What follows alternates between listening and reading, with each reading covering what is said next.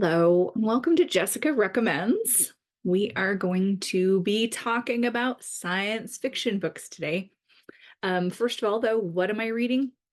Uh, I am listening to The Book of Lost Friends by Lisa Wingate, which was recommended to me by my mom from her book club last year. And I am also reading The Spell Shop by Sarah Beth Durst, my delightful friend's delightful new cozy fantasy book and delightful. But talking about science fiction, which neither of those books are, now here's the thing. I've already recorded this video once, and then afterwards I thought that was terrible. That's not what I wanted to do.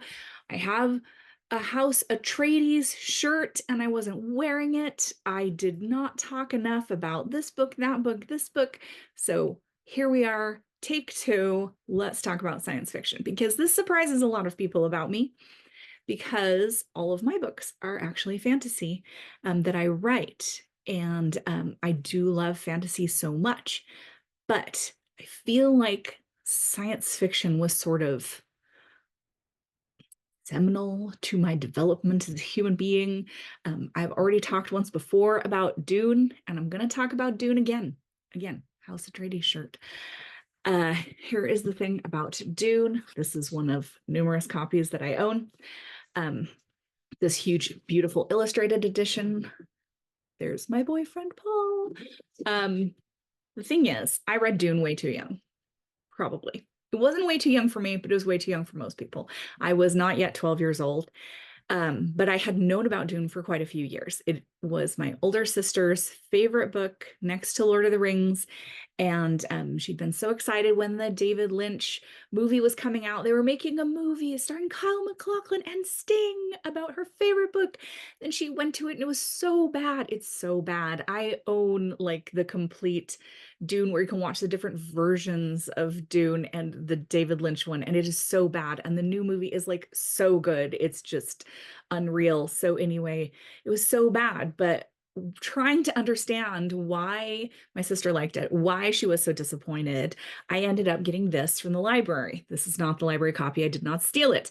I checked it out from the library when I was 11 and I read it over and over and I was obsessed. I was obsessed with Patrick Stewart carrying a pug at one point in this book, you know, because it's photos from the movie and there's that weird little lady, this the Shadow Mapes and all that stuff, and read the story over and over. So then when I decided to move up to the big leagues and actually read Dune, the really book, I was primed, I was ready, and it changed my life. I don't know, there was something about it.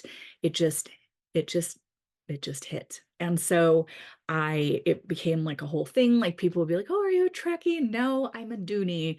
Um, I have the pop-up panorama. I mean, so many editions of Dune, just everything. And so I don't know, there was just always something about it. And so I just was always sort of looking for that vibe, just like when I read fantasy, I'm always sort of looking to recapture that feeling of reading The Hero in the Crown by Robin McKinley for the first time.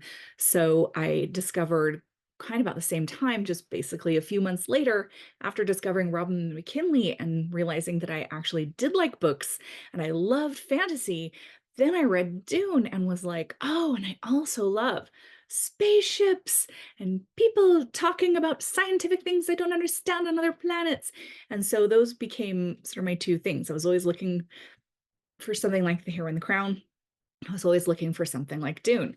And I blame my mom for this as well, because she loves Ray Bradbury. We had seen Something Wicked This Way Comes, the movie, many times. She used to get these tapes that were called Bradbury 13. And they were recordings of a radio show where they would basically do a dramatic um, program of his short stories. So I'm the hugest fan of Ray Bradbury, his short stories, The Martian Chronicles, Illustrated Man, The Halloween Tree. I mean, you cannot beat Ray Bradbury for atmospheric, classic science fiction stories.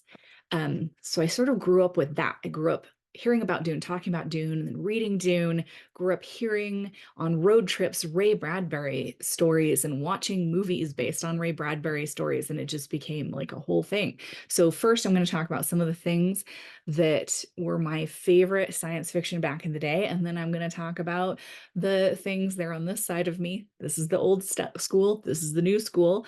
I'm going to talk about the books that I love now. Still love all of these, but these are just the newer ones. So hat tip to whatever book club book order that I got this from. Devil on My Back by Monica Hughes. If you do not know Monica Hughes, she is a Canadian author. I think her most famous one is Invitation to the Game, which I did not read until just a couple years ago, which is excellent.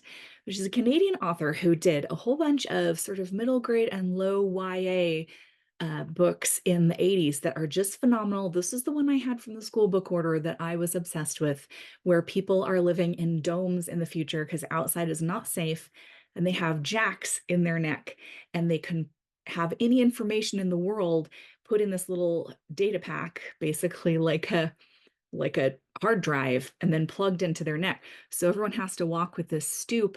And if you can't handle that jack and that flood of information being put into your brain, you are cast down in society and might become a slave or some kind of sort of mindless worker. It's so good. So Devil on My Back, Monica Hughes, if you can find it. Also her Keeper of the Isis Light books, which are about life on a colonized planet, is what happens when the colonists get there. And the survey team, all that's left of the survey team is this one little girl that has grown up there alone, except for a robot. And the planet is not as hospitable as they thought it would be. So the girl has had to be mutated in order to survive there by herself. And it is very unusual. Keeper of the Isis Light is the first one. And I obsessed as a kid. And of course, here's your moment of Diana Wynne Jones, A Tale of Time City, a book in which a girl being evacuated from London during the Blitz in World War II is picked up by these two strange boys who take her out of time into a place called Time City, where basically people look and monitor the world to make sure that everything's taking place when it needs to happen. The invasion of Britain needed to happen at a certain time, and all this stuff in order to keep the world running smoothly. And they have access to time travel, and they're sort of the timekeepers, the TVA type of thing. And this girl is a mistake. She was not supposed to be taken away from that train. She is not supposed to be in Time City. And it is so fun and amazing. It's sort of a mystery. There's sort of a fantastical element, but it all hinges around time travel. So that's your moment of Diana Wynne Jones. A lot of Diana Wynne Jones's books actually sort of cross the line between being fantasy and sci-fi. Archer's Goon also sort of takes place in like a time loop. She had a real thing about time. Archer's Goon takes place in a time loop, and you see into the future and some things like that. So, of course, Daniel Pinkwater, Alan Mendelsohn, The Boy from Mars, Slaves of Spiegel, The Snarkout Boys, and The Avocado of Doom. He wrote some wonderful, hilarious, like early middle grade and then older middle grade young adult books. Still writing wonderful books, but a lot of his sort of 70s and early 80s books were very science fiction-y. Fat Men from Space, Lizard Music are all about sort of discovering aliens or thwarting an alien invasion with a couple of weird kids you just met in your class or something like that. Absolutely love him. There's a couple of collections of his. This is 4 of his novels together in one. There's also, I have 5 of his novels together in one. Highly recommend Alan Mendelsohn, Boy from Mars, one of my favorites. Let me move this over. Speaking of things I read way too young, the Rexburg Madison County Library in Rexburg, Idaho, had The White Dragon, which is probably has the most sex of any of Anne McCaffrey's novels in it. And also the first book in the Harper Hall trilogy, Dragon Song. And because I was obsessed with dragons, I picked these 2 books up, but they are actually sci-fi about in the distant future, colonized planet that the indigenous species are dragons. Wonderful. Even The White Dragon. It's actually my least favorite. It's not just because of the random sex, but like ended up checking those two books out so much that the librarian took my mom aside and said, "Would you please buy your daughter her own copies because other patrons would like to check them out?" And that's how I ended up with this lovely box set, and pretty much all the other books she ever wrote as Christmas gifts. Love Dragon Ridge of Pern. If you've never read them, very unusual, very fun. And she was just adamant that they're actually science fiction. And as the series goes along, they get a lot more sort of science fiction elements. And you start realizing, oh, these aren't just like people with these magical fun dragons. This is a scientific like experiment. They have technology that's gone to waste on this planet and stuff. Super fun. If you've never read it, the Harper Hall trilogy nowadays would definitely be young adult, and then the other books are definitely adult. But if you're a young adult or you're just looking to dip your toes in, Dragon Song by Anne McCaffrey, one of my all-time favorites. I didn't bother to pull out my copy, but just here's a picture of the box set. Quick, take a screen cap, look for Anne McCaffrey. And speaking of Anne McCaffrey, she also did another series that I was totally obsessed with, The Rowan, about telepaths. This is part of sort of a longer ongoing series, but this one was my favorite. But people who basically use telekinesis to throw heavy objects through space, and that is how they do sort of faster than light travel in the future. Is you are on one planet and you throw a spaceship to another planet, and the person on that planet catches it that's in charge of this. And the Rowan is this orphaned girl who grows up just always thinking that her lot in life is just to live entirely on one planet. She can never travel. There's all these problems, and all she can do is just work for people, like throwing stuff around, and never really have her own life. And it's gorgeous. And I don't know why, but the clothes on this very, very early 80s cover, just, I loved them. She's wearing like sort of like boot pants, and I was obsessed. So, and then again, way too young, but picked it up on a long road trip because the guy on the cover is hot and the book is thick. And I recognized the name. I'm like, why does that name look familiar? And I couldn't put my finger on it until a few years ago when I finally bought my own copy of the Dune storybook and realized that Joan Vinge had written the Dune storybook. And I just remember looking at this and thinking, her name looks so familiar.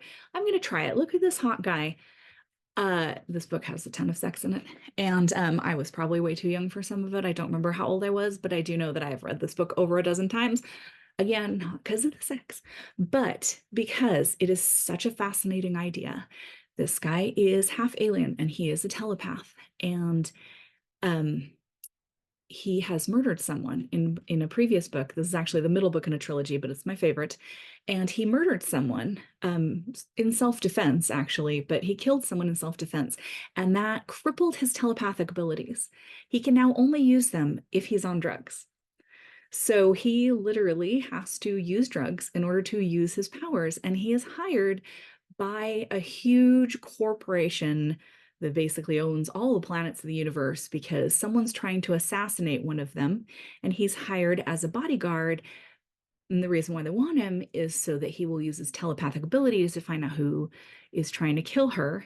So he has to be working for these really terrible people and be on drugs the whole time in order to figure out who did it, and also has to know that they want him to kill that person or something when they find out who it is, and he can't because that would probably kill him as well. The moral dilemma is great. There's a dude who knits in it, which you know I love. So fun. Love Cat's Paw. Love all three of the books, but that is my favorite. And then, of course, The Hitchhiker's Guide to the Galaxy by Douglas Adams. I love the entire trilogy of all 5 books. If you know, you know.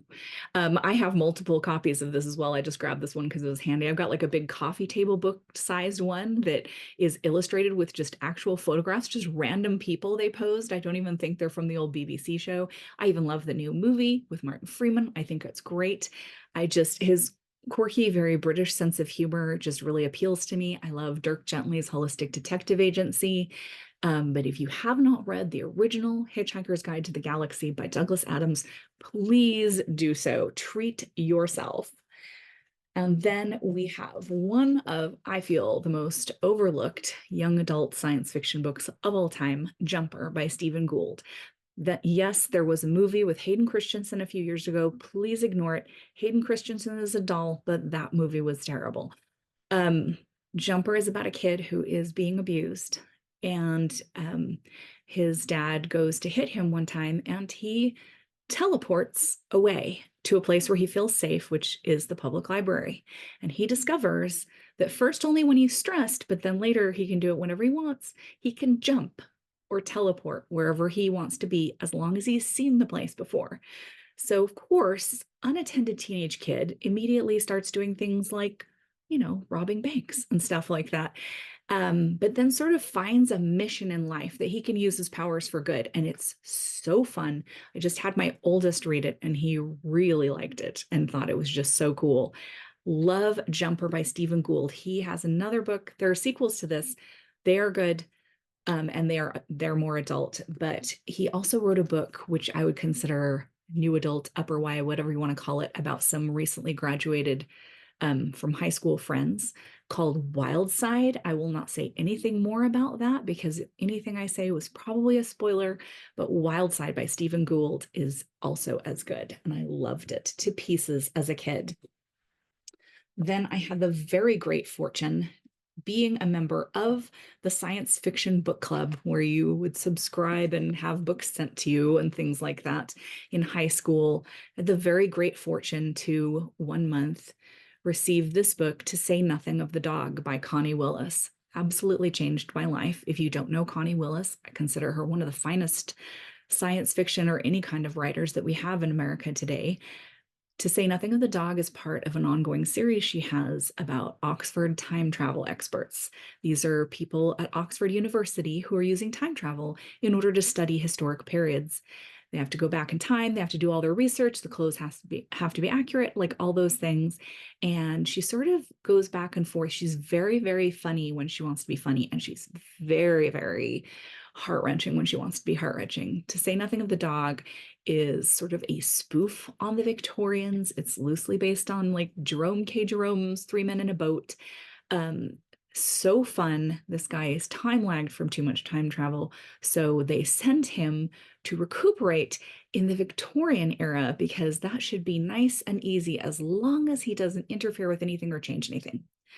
But he's sort of almost hallucinating because he's so exhausted from overtime traveling. And it's delightful. Absolutely one of my favorites. And if you want to read any of her time traveling books and get a feel for them, I would go with this one. And then I would go Doomsday Book. Doomsday Book about the Black Plague and an Oxford student who gets stuck there.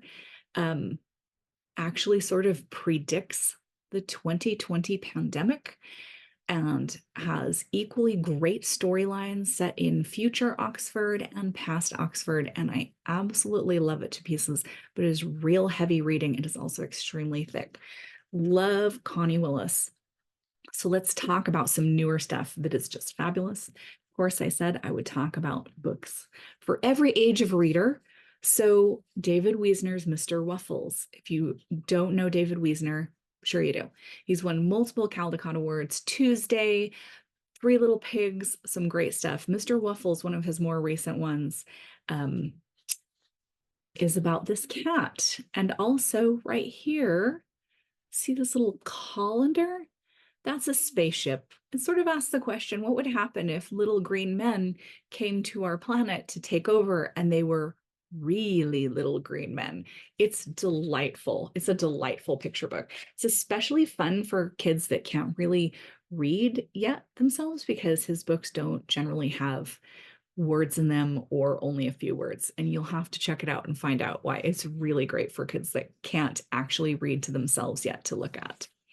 Sam and Dave Dig a Hole by Mac Barnett and John Clausen, my all-time favorite duos.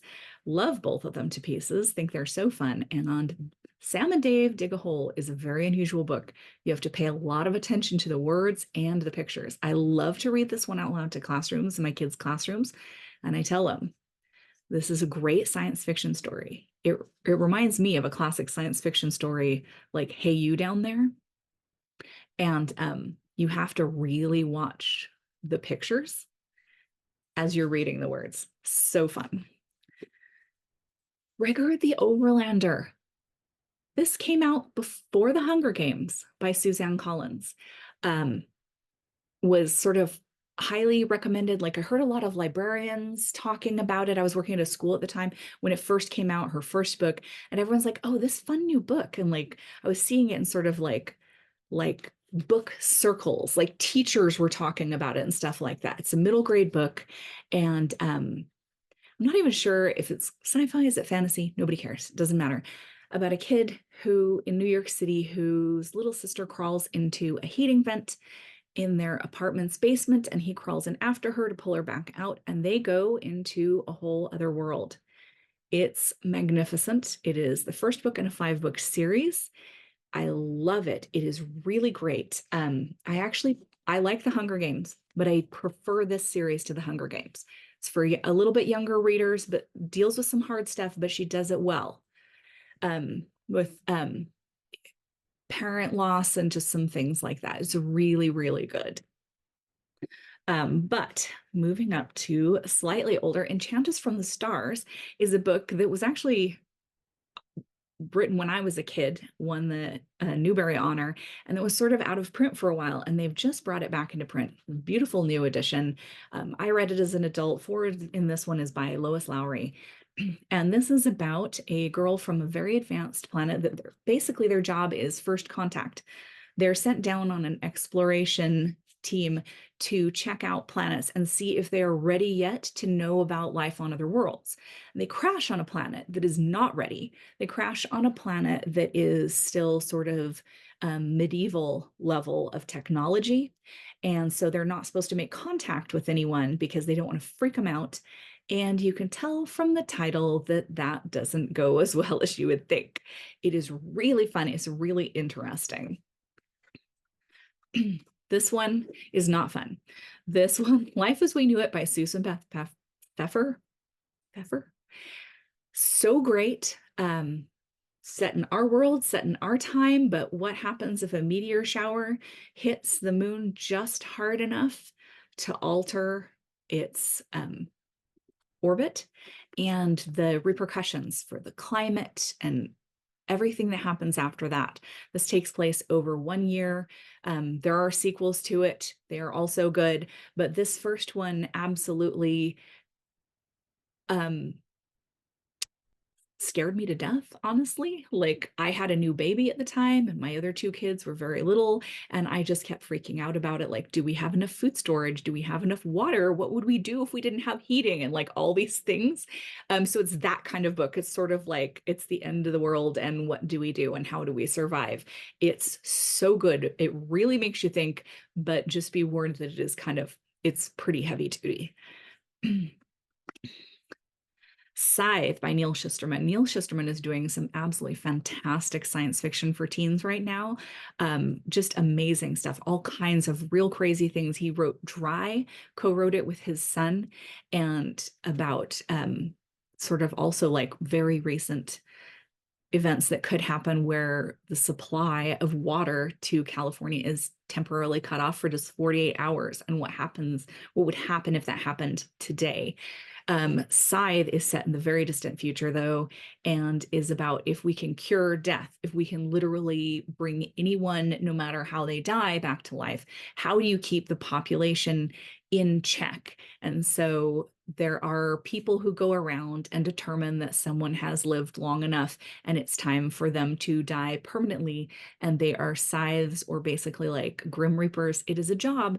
And this book follows a couple of apprentice reapers as they learn their trade. And then it's a series that's now complete, and it is so fascinating, and the technology is really cool. It's really fun. My very picky 15-year-old daughter loves the entire series and all of his books now. I threw Schlock Mercenary in here for your moment of comic book. Schlock Mercenary by Howard Taylor, who is, spoiler, a friend of mine. I know a lot of these people because I'm very lucky. Schlock Mercenary is a really fun serialized comic that Howard Taylor did for quite a few years. It's now ending, but you can get the collections of the books. super fun and sort of like a Star Warsy, not a spoof, but sort of or like Star Trek, sorry, not Star Wars, but Star Trek. It's sort of the crew of this ship going around. You can see that their uniforms are sort of Star Trek inspired. And this is Schlock, and he is just a giant thing of goo with two eyeballs. And and they're extremely funny. Then they all have ray guns and things go thum bing, when they shoot. And it just, I love it. And it's safe for your younger or more sensitive readers, as well as adults. Like, so you needn't fear to give this to like a 12, 13-year-old that kind of like Star Trek. There's nothing in it that would be upsetting to them. There's no language, like that kind of thing.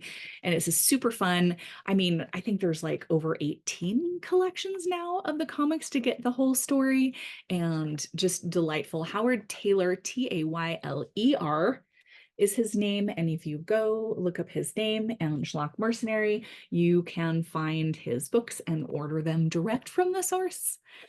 Love Howard. The Illuminae Files by Jay Kristoff and Amy Kaufman. Absolutely fantastic. One of my favorite things in the entire world is this series. They did this trilogy together, Jay and Amy, and then they also did a second trilogy, the Aurora Files. The Illuminae Files are sort of a combination of like a Battlestar Galactica and like the new Battlestar Galactica, really, and like 28 Days Later. There are sort of the last survivors of this colony that was destroyed on a couple of ships, and traveling through the universe, trying to figure out what happened to them, like who tried to destroy their planet, like all this stuff. And it is in fact files. It is the files on the incident that happened. So the whole book, it's epistolary. There are text conversations, there are emails, there are, there are pictures, there are ship schematics, there's orbit schematics, there's all kinds of crazy stuff in here. The book is fabulous. And that is also why you'll notice there are some things that are like sort of blacked out and stuff like that, because they're files, government files, any of the swear words are redacted. So like you can see that like they've blanked out the swear words. So they're really super fun. It's a trilogy, it's complete. I think they're fantastic. And again, just give it to my very picky 15-year-old daughter, but she loves space and science and she loved them. But she said that the Aurora Rising books that were the trilogy that just finished, that they just did, she preferred those. I prefer Illuminae, she preferred the Aurora Files. So take that for what you will. Red Rising by Pierce Brown, definitely for adults. Red Rising, one of my favorite new series. They are extremely hard to read, just because very bad things happen to very good people and do not get attached to any of the characters or any of their body parts at any time. But I cannot get enough of this series. I love it so much. I can say no more. It's set in the distant future. And if anything, especially this first book, if you like the Hunger Games and you are an adult, this is the adult version of the Hunger Games. Glorious and so heartbreaking. And now I will finish with this absolute delight. Connie Willis again, her most recent book, The Road to Roswell, is one of the most delightful things I have read in the last couple of years. The Road to Roswell, about a girl, a bridesmaid, showing up for her friend's wedding in Roswell, New Mexico, and being abducted by an alien and ending up on a road trip with the alien and a madcap cast of characters they pick up along the way. It is so funny, as well as being sort of a tribute to a lot of things, a tribute to sort of like classic screwball comedies, a tribute to Westerns, a tribute to alien abduction narratives. Absolutely delightful. So treat yourself to The Road to Roswell by Connie Willis. If you take just one book from here, sure, make it The Road to Roswell. They're all great. Jessica recommends them all, but